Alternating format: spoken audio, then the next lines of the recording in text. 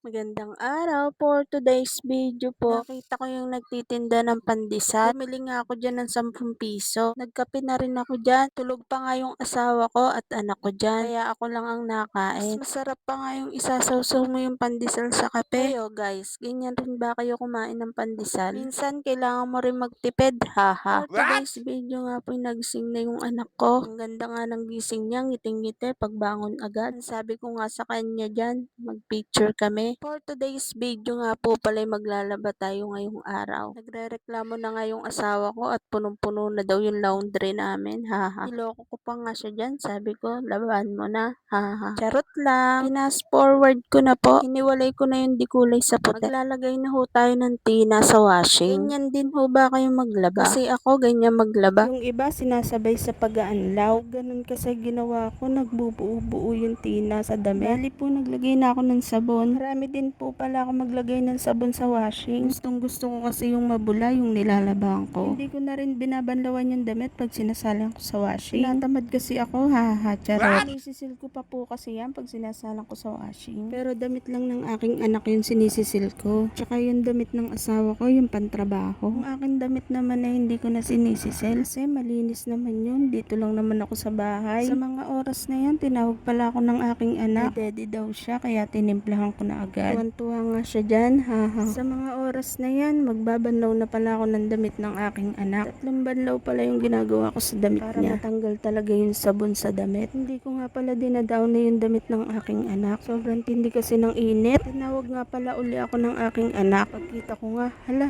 nagti-tiktok siya. Pagdating nga ng tanghali, bumili din ako ng ulam. Ang tindi talaga ng init, haha. For today's video nga po pala, magluluto tayo ng kalderetang manok, haha. Bumili na rin ako ng manok, patatas, tsaka bel, tsaka mga sangkap. Pag uwi ko nga nakita ko nga yung anak ko naglalande. Diyos ko po, Rude. Nag-aaral ng maglaba ang batang ere. Nagpipiga na rin ng damit. Sabi ko nga sa kanya dyan very good ka talagang bata ka.